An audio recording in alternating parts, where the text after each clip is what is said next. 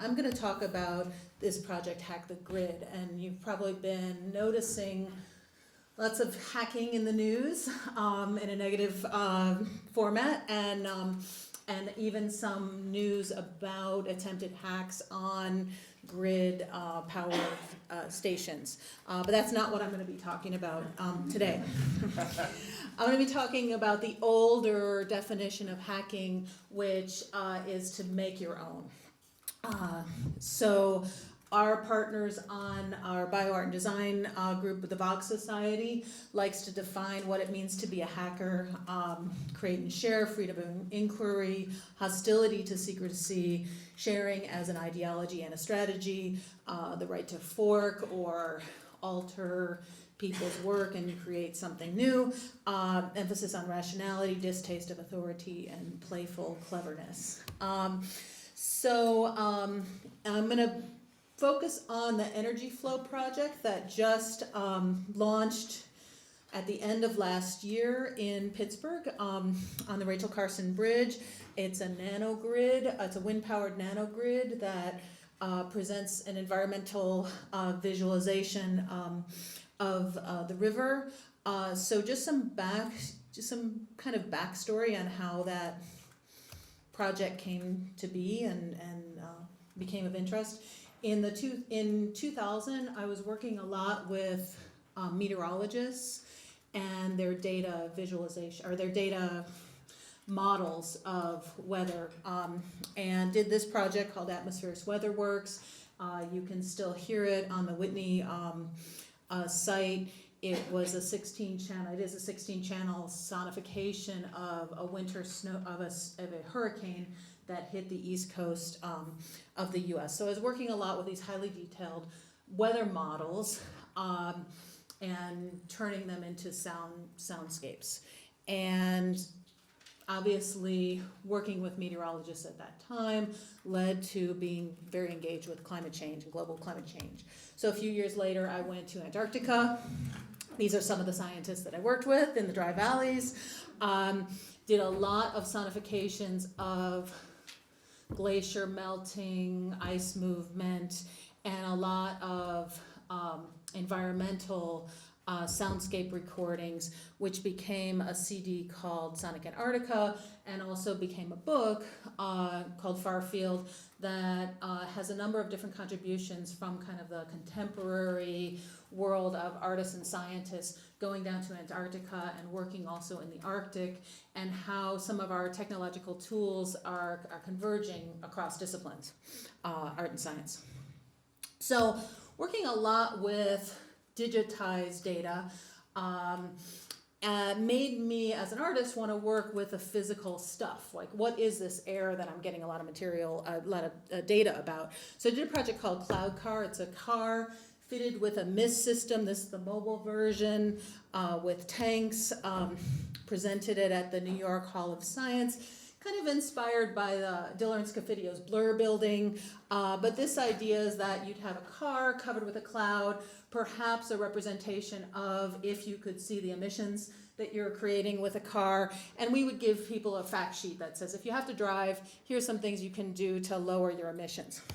The first time we showed Cloud Car, we attracted New York's bravest, the fire department. They thought it was on fire. It's a mist system, it's water propulsion. And when they heard that about the water propulsion, of course, that's their expertise. And I have to say, one of my proudest moments as an artist, I've got the FDNY putting the Cloud Car sticker on their fire truck. Also bringing Cloud Car kind of in a number of different places. This is in the dry valleys, and making the mist a platform for telling stories using text. A couple other projects using cars. This is in Turin, the home of the Fiat factory, where a bag expands and contracts over a car over the course of about a minute, as if you're breathing through a plastic bag. So some of the meteorologists that I worked with had been involved in speccing out wind power, and I found wind power to be very beautiful. And as I spoke to the meteorologists, they said that one of the largest barriers to more wind power is the idea of aesthetics. So in soon after 2001, I developed a kind of conceptual project called the Queensbridge Wind Power Project. And this came from experiencing 9/11, and then soon after 9/11, the necklace lights on the East River bridges were turned off to save money for power in the city. The city was having a big economic crisis.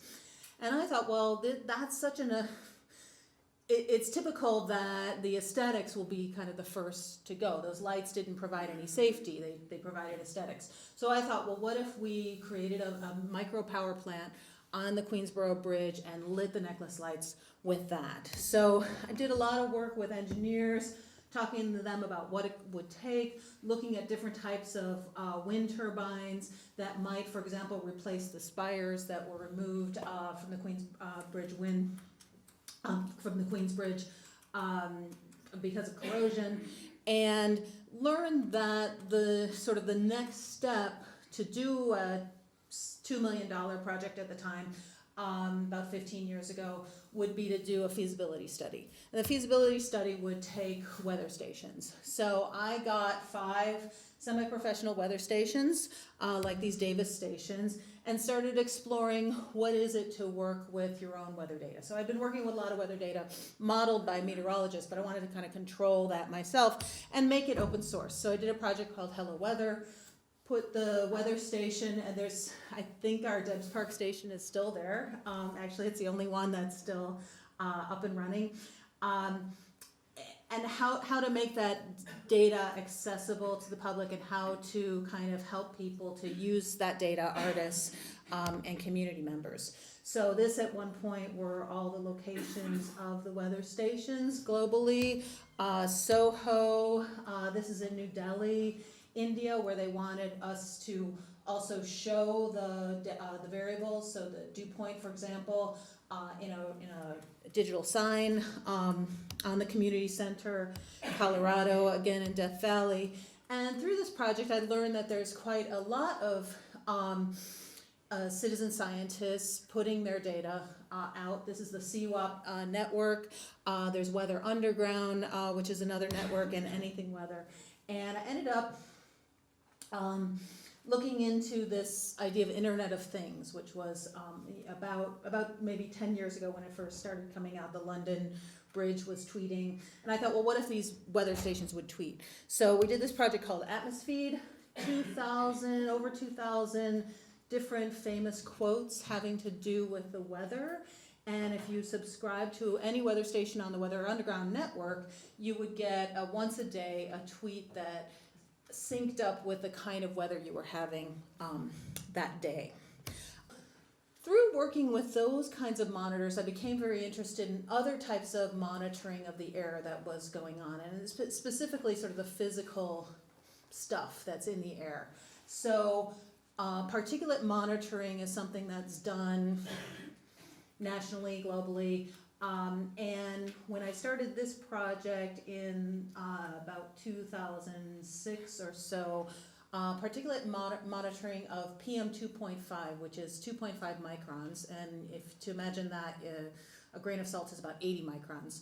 So very small particle, easily lodged in the heart and the lungs, usually caused by the burning of fossil fuels, was just starting to be monitored about 2005, 2006. So thanks to the generosity of Air Now, I Met One, got this device called a nephelometer that measures in real-time particulate pollution, and created this project called Particle Falls. It was originally created for San Jose. This is in Paris during COP21 near the Eiffel Tower. This is most recently in Charlotte, North Carolina. And what Particle Falls does is, as it detects in real time particulate pollution, it will go from being a very clean and clear computer generated blue waterfall to what almost becomes like a fireball. So it's showing the public what their air quality is in the moment, in real time.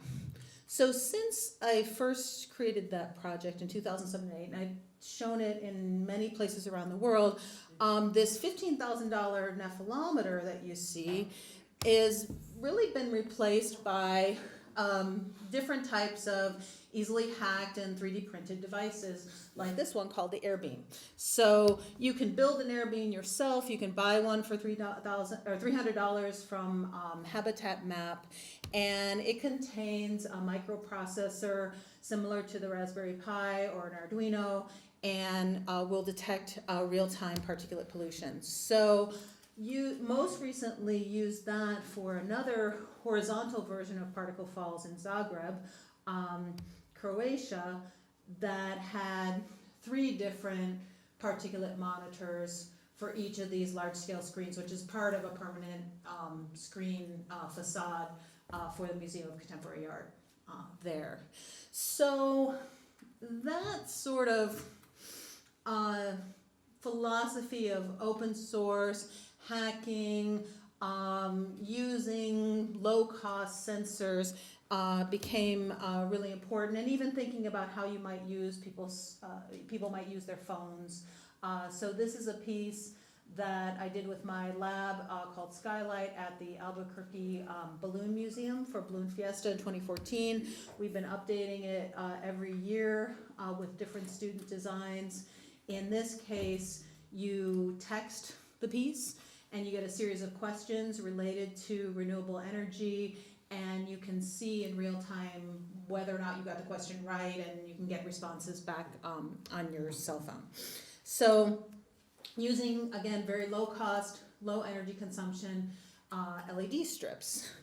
So about the middle of last year, got this opportunity to look at a visualization on the Rachel Carson Bridge, on a light project on the Rachel Carson Bridge in Pittsburgh. And the bridge is the 9th Street Bridge. It had just been recently renamed to be the Rachel Carson Bridge because it actually heads to Rachel Carson's home in Pittsburgh. It's part of the Three Sisters Bridges. There are 3 almost exactly the same design. And created a proposal to focus on energy, use the low power lighting, low cost hacker hardware and software, and create a nano-grid for the bridge. And happily found an amazing wind power company called Windstacks, local to Pittsburgh, who had been thinking about this, just the same kind of a thing, for about as long, for about 15 years. CEO Ron Godovic, and had already done feasibility studies of what kind of wind you would generate on the Rachel Carson Bridge.